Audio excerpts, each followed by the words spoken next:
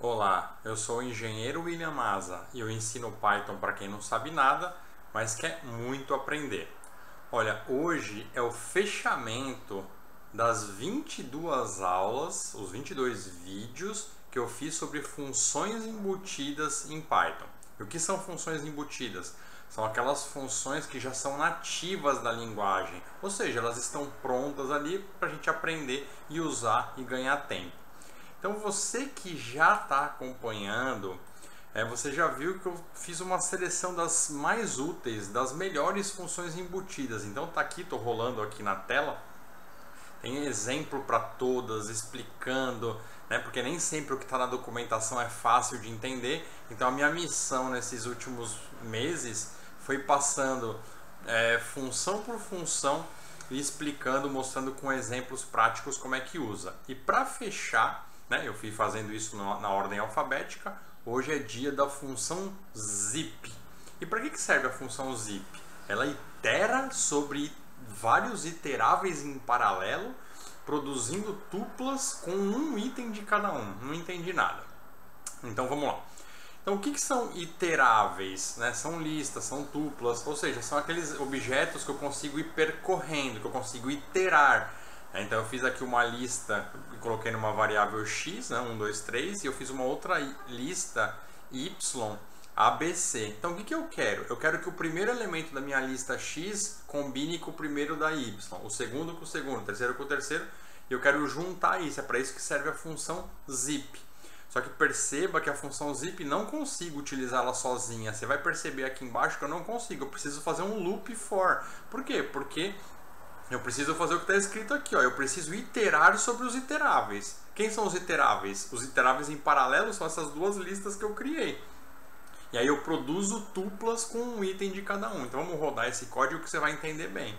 Aqui, ó, produzindo tuplas com um item de cada um. 1A, 2B e 3C. Tá vendo que útil, que bacana? A função zip cria essas tuplas juntando dois elementos em paralelo iteráveis para você poder simplesmente juntar. Se você tivesse que fazer isso no código na mão, também não seria muito difícil, mas se já está pronto, para que ficar reinventando a roda? É para isso que servem as funções embutidas. Então, por exemplo, se eu rodar o zip sozinho aqui, ele aponta para um local qualquer aqui, não serve. Então, por isso que eu preciso colocar a função list, que a gente já estudou, para eu transformar essas tuplas que a função zip cria, para eu poder colocar isso num lugar. Então eu coloco dentro de uma lista. Realmente é uma boa saída eu colocar essas tuplas dentro de uma lista. E aí eu digo para vocês, ó, cuidado com listas de tamanhos diferentes. Por quê? O Python vai dar pau? Não, não vai dar pau. Então, por exemplo, ó, as listas são praticamente iguais, mas como elas têm tamanho diferente, para não dar pau, o que o Python faz? Ele vai colocando os parezinhos enquanto eles têm um par equivalente. Mas, por exemplo, como a lista y tem um elemento a mais que a x, ele simplesmente ignorou. Então você vê que ele deu o mesmo resultado da lista 1, 2, 3 e ABC para 1, 2, 3 e ABCD. Ele simplesmente ignorou o fato da lista D ter um elemento a mais. Ele não encontrou um parzinho equivalente, ele simplesmente não fez nada. Isso pode ser bom ou pode ser ruim, dependendo do que você estiver programando. Então deixa eu mostrar como a gente junta todo o conhecimento das outras funções embutidas. Todas essas a gente viu. O que é o range? Range, lembra? O que é o range 4? Eu começo com o 0 e vou até o 4, excluindo o 4. Então eu vou criar uma sequência de números 0, 1, 2, 3. Então eu vou ter 4 elementos, por isso que é o range 4, mas começando do 0. Então 0, 1, 2, 3.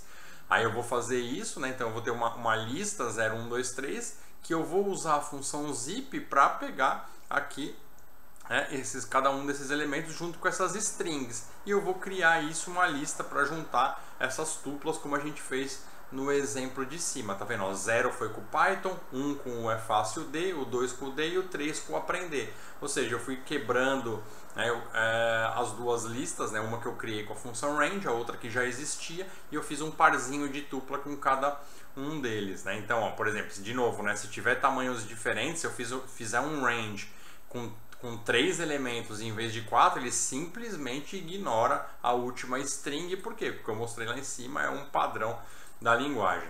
Agora, na documentação, se você for procurar, você vai ver que ele tem aqui o parâmetro strict, né? E o que ele está dizendo aqui, ó? É que se eu colocar strict igual a true, porque o padrão é strict igual a false, ou seja, ele deixa eu iterar dois elementos, dois objetos com tamanhos diferentes, ele deixou, a gente viu isso. Mas se eu não quiser que isso aconteça, porque no meu código eu deveria sempre ter um parzinho, e quando não tiver um parzinho é porque deu pau no código, a função embutida traz o parâmetro strict. Mas como você está vendo esse monte de vermelhinho, simplesmente não está funcionando. Aí você fala assim, ué, mas não está na documentação? Ó, o que ele está falando, ó, a função zip takes no keyword, quer dizer, não recebe argumentos. Ué, mas está na documentação, como é que não recebe? Então aqui está a pergunta, ué, por que não funciona se está na documentação? Porque olha o que está escrito na documentação, alterado na versão 3.10, adicionado o argumento strict. Ou seja, da 3.9 inclusive para trás, isso não vai funcionar. Mas aí como é que eu sei qual que é a versão do Python que eu estou usando? Ó, eu estou aqui no Google Colab e hoje no dia 17 de novembro de 2022, a versão do Python é a 3.7.15. Por isso que não funciona o strict. Se eu entrar aqui no meu Visual Studio, que está com a versão do Python atualizada, que é a 10, eu conseguiria rodar isso aqui sem problema nenhum. Então percebe que às vezes você vai usar um negócio que não funciona na versão que você está utilizando, precisa ficar atento, porque às vezes dá pau e você não sabe por que dá pau, fica procurando, e quando você vai ver, simplesmente é porque aquela função ainda não suporta aquela alteração que foi incluída na linguagem. Tá bom, pessoal? Então, olha, foi muito legal fazer essa série de vídeos, né, sobre funções embutidas. Elas são muito úteis, procura aí as outras, são 22, né, com essa aqui são 22 que eu escolhi, que são muito úteis para você poder fazer o seu trabalho, ganhar tempo e aumentar a sua produtividade.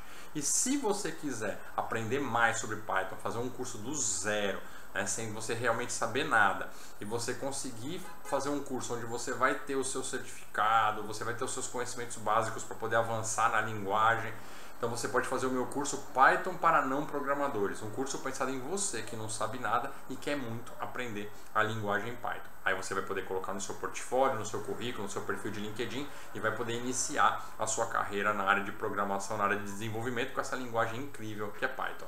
Tá bom, pessoal? Então muito obrigado a você que acompanhou todos os vídeos. Tem mais aí no futuro, tá bom? Muito obrigado. Fui.